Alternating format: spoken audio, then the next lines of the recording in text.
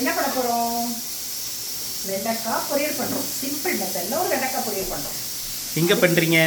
அதுக்கு வெண்டைக்காயை நல்லா 10 நிமிஷம் ஊற வச்சுட்டு. ஊற வச்சிங்களா? ஆமாம், சும்மா அழுக்கு போகிறதுக்கு வெண்டைக்காயை நல்லா ஊற வச்சுட்டு, லாவண்யா சொன்ன மாதிரி ஒரு ஒயிட் கிளாத் எடுத்து அதை தொடச்சிடணும். அந்த ஈரத்தை தொடச்சிடணும். ஏன்னா அந்த வெண்டைக்காய் சும்மா ஒட்டி ஒட்டி ஒட்டி எடுத்து வச்சா போய் தொடச்சி எடுத்துக்கணும். இந்த மாதிரி ஒயிட் கிளாத் ஒன்று 1 by 1 ஆகும். ஒரு ஒன்றுன்னாவா? அதில் வருமா ஒரு அழுக்கணும். எனக்கும் தெரியாது, இவ்வளோனால லாவண்யா சொன்னிச்சு. ஓ, ஃபுல் வெங்காயமா? ஃபுல் வெண்டைக்காயா? என்னடா இவ்வளோ கட் பண்ணி ஒன்று ஒன்றாவது இந்த மாதிரி சின்னதாக கட் பண்ணிக்கணும். கட் பண்ணி வச்சுட்டு எண்ணெயோ 2 ஸ்பூன் எண்ணெய் ஊற்றிக்கணும். 2 ஸ்பூன் எண்ணெய். காற்று வரப்புக்கு கொஞ்சம் திறந்து விடணும். ஓகே. அதில் என்ன காஞ்சிச்சான்னு பார்த்துட்டு. இன்னும் நீ கிச்சன் வேறு மாதிரி இருக்குது. இது திவ்யா வீட்டு கிச்சன். நல்லா காத்தோட்டமாக வெளிச்சமாக எங்கள் மாப்பிள்ளை இப்போ வந்து கட்டி கொடுத்துருக்காரு. ஸோ மாமியார் மாப்பிள்ளை கட்டி வச்சு கேஸ் ஆமாம். லைட்டில் தேடணும். நான் போட வேணாம், நான் போட ஒரு மட்டும் தான் போடுறேன்.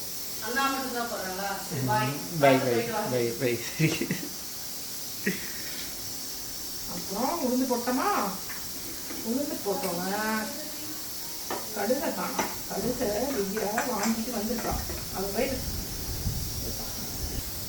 ஆனால் அந்த அடுப்பு அணைச்சி அப்படின்ட்டு போடணும். கருவேப்பிலை ஃப்ரிட்ஜில் இருக்கான்னு தெரியல, இல்லைனாலும் பிரச்சனை இல்லை. அடுப்பு எனக்கு இது நான்ஸ்டிக் பாத்திரம் தான் வச்சுருக்கேன். அதனால என்ன கடுகு வெடிக்கணும். கொடுத்து கடுக்கு வெடிக்கணும்.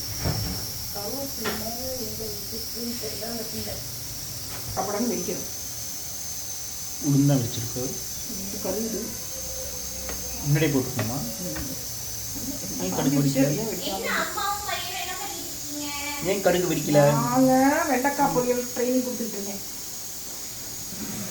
வெண்டைக்காயை அப்படி போடுறோம். கருவேப்பிலையும் போட்டால் நல்லா சின்ன போயிடுச்சுன்னு நினைக்கிறேன். அதான் கருவேப்பிலை போட்டால் சூப்பர். ஆனால் கருவேப்பிலை இல்லை. கருவேப்பிலை இல்லாமல் போட்டு எங்கள் வீட்டில் அவ்வளோ வச்சுருக்கோம். நாங்கள் கருவேப்பிலை மரத்தை கொண்டு வரதுக்கு. அவ்வளோதான். இதை போட்டு ஒரு கிண்டு விட்டு அப்படி கூட ஒரு குழு கொடுக்கலாம். ஃப்ரை தான்.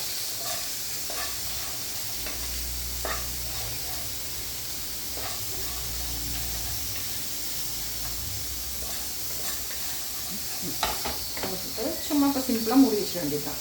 அவ்வளோதான். அப்படியே வதங்கும். அப்படியே நான்ஸ்டிக்னால அடி பிடிக்காது. இந்த மாதிரி ஐட்டம்லாம் கொஞ்சம் நான்ஸ்டிக்கில் பண்ணுறது பெட்டராக இருக்கும். டைம் 12:38. 12:38 மூடி வச்சுருங்க. ஓகே, இப்போ திறக்கிறீங்கன்னு பார்க்கலாம். திறந்து ஒரு கிளறி விட்றீங்க. ஓகே, ஒரு 2 மினிட்ஸ் கொடுத்தாலும் கிளறிங்க. ஒன்றுமே போட்டு பாருங்க. வெங்காயம் எதுவுமே இல்லை. அந்த பிசு பிசு பிசுன்னு வரும் மீன். Yes mummy, what's happening? இப்போ மறுபடியும் கிண்டிட்டு இருக்கேன். இப்போ என்ன பண்ண போகிறேன்? ஓரளவு கொஞ்சம் வந்துருச்சு இல்லையா? இப்போ சாம்பார் பொடி போடும். இதுவே சாம்பார் பொடி எடுத்து கொடுங்க.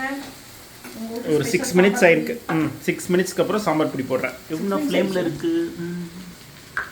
Medium flame. மீடியம் ஃப்ளேம்னா இது வந்து நான்ஸ்டிக்னால அடுப்பு ஃபுல்லில் வைக்கக்கூடாது இல்லையா?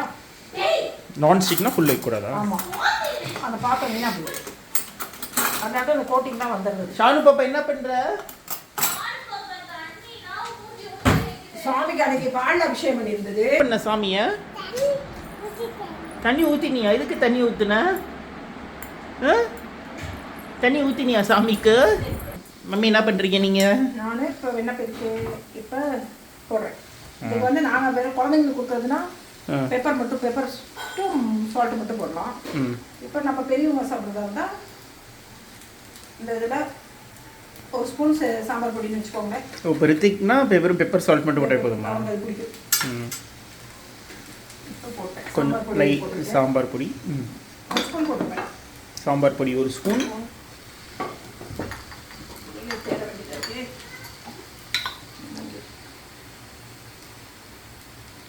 கொஞ்சம் மஞ்சள் தூள், கொஞ்சம் மஞ்சத்தூள், அப்புறம் டேபிள் சால்ட். சால்ட்.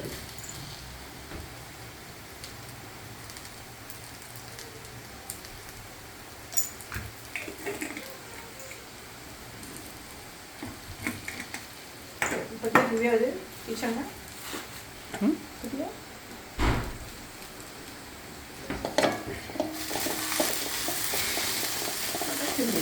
ம்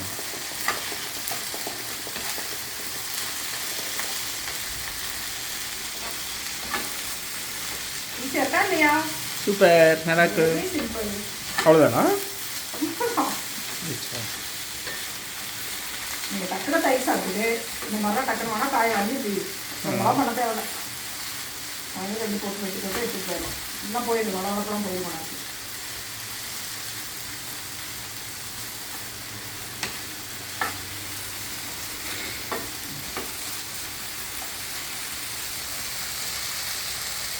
வளவளப்பாக தான் இருக்குது. இன்னும் கொஞ்சம் நேரம் முடிக்கலாம். ஓகே, திருப்பி மூடி வைக்கிறோம். தக்காளி தொக்கு ரெடியாகுது. இந்த சைட் தக்காளி போட்டு தக்காளி உங்களுக்கு அவசரத்துக்கு தக்காளி நிறைய இருந்துச்சுன்னா ம் கொஞ்சம் எண்ணெய் ஊற்றி ம் தக்காளி நடு மேலே இருக்க அந்த இதுக்குள்ள காம்பு மாதிரி அதை கட் பண்ணி எடுத்து ஹாஃபாக கட் பண்ணிவிட்டு ம் அதே கொஞ்சம் அந்த எண்ணெய் கொஞ்சம் எண்ணெய் ஊற்றி ஒரு பாத்திரத்தில் ம் கரம் மிளகா கொஞ்சம், ம் நான் காஷ்மீரி மிளகாயும் போட்டிருக்கேன், கலருக்காக போட்டிருக்கேன், நார்மல் வர மிளகா அதுவும் போட்டு கொஞ்சம் புளி, ம் கொஞ்சம் இவ்வளோ புளி, ஒரு சின்ன நெல்லிக்காய் அளவு புளி, ம் புளியும் தக்காளி போட்டு நல்லா வதக்கிடுறது. எண்ணெய் ஊற்றுனதில் எல்லாம் போட்டு வதக்கிட்டு இப்போ அது பாத்திரம் பக்கத்தில் அதனால இதையும் கொஞ்சம் போட்டு வதக்கிட்டேன். இது நல்லா வதங்கணுன்னே இதில் வர மிளகா புளியெலாம் போட்டுருக்கீங்களா? அதில் போட்டிருக்கேன். இதில் வெறும் தக்காளி தான் வதக்குறேன். ஏன்னா 2த்தையும் ஒன்றா தான் வைக்க போகிறேன். ஓகே. ம் நம்ம மேலே அதை கட் பண்ணி எடுத்துட்டேன். சரியா? இந்த மேலே தக்காளி மேலே இருக்கும்ல அதை பற்றி 2ஆக கட் பண்ணிக்கலாம். அப்புறம் இதை என்ன பண்ணணும்னா ஆறுன பின்னாடி உப்பையும் போட்டு வதக்கிடும். உப்பு போட்டிங்கன்னா சீக்கிரம் எது காமினாலும் வதங்கிடும். உப்பையும் போட்டு வதக்கின பின்னாடி ஆறுன பின்னாடி நம்ம இது கிடையாது பார்க்குறேன். ஆறுன போய் கடை வச்சு பண்ணிட்டோம். ஆறுன பின்னாடி மிக்சியில் போட்டு அரைச்சிடணும். மிக்சியில் அரைச்சிட்டு நல்லா எண்ணெய் மறுபடியும் கொஞ்சம் எண்ணெய் ஊற்றி நல்லா பூண்டு நிறைய தட்டி போடணும். பூண்டு தட்டி போட்டு அதில் மிளகாய் இப்போ மிளகாத்தூள் போட்டோம்னா அந்த மிளகாத்தூள்லாம் போட தேவை. வெறும் அந்த புளி இந்த நான் சொன்னேன் பூண்டு தட்டி போட்டு கருவேப்பிலையெல்லாம் போட்டு இதை எடுத்து கொட்டணும். அரைச்சிருக்கோம்ல அதை எடுத்து வச்சு நல்லா சிம்மில் வச்சு குறைச்சிட்டே இருந்துச்சு வத்திக்கிட்டே இருந்துச்சுன்னா கடைசியாக கொஞ்சம் வெல்லம் போட்டு அரைக்கினா சூப்பரான தக்காளி தொக்கு ரெடி ஆயிடும். சூப்பர். நான் இல்லைனா கூட நீங்கள் செஞ்சுக்கலாம்.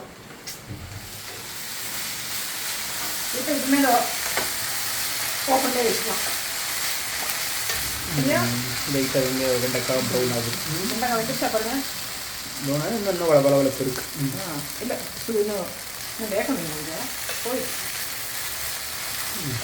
காரமாக செய்ய வெந்துச்சு தானே. வேணும்னா நீங்கள் போய் அரைக்கலாம். இன்னும் கொஞ்சம் சுருங்க சுற்றிக்கலாம், கொஞ்சம் சுருங்க வதக்கலாம். காய் தெரியக்கூடாது அப்படின்னு நினச்சா நான் கொஞ்சம் சுருங்க வதக்கலாம். நான் அந்த வளவளப்புக்காக இன்னும் கொஞ்ச நேரம் வதக்கும். ஆனால் வெந்துருச்சு இல்லையா? இவ்வளோதான் சாப்பிட்டாவே ஹெல்த்தி தான்.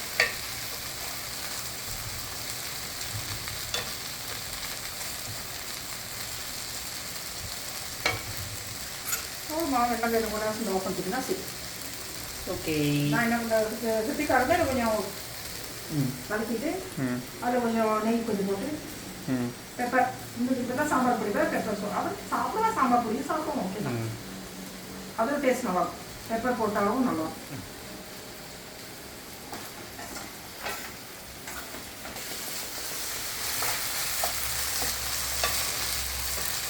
நீங்கள் சொல்கிறது தான் உப்பெல்லாம் சரியாக இருக்கா எல்லாமே சூப்பராக பெப்பர் போட்டு வளவளப்பு தான் போகணுமா? நான் போகணுனாலும் பரவாயில்ல, போகணுனாலும் இப்போ என்ன பண்ணுறது?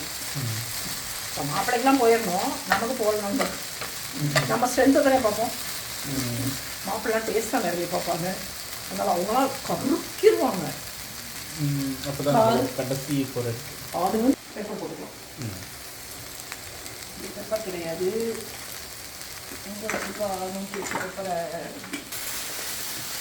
நல்லா இருக்கு கூட ரொம்ப இருக்கா ஓகே இந்த கிரேவி ரைஸ் போட்டு கலந்துருக்காரு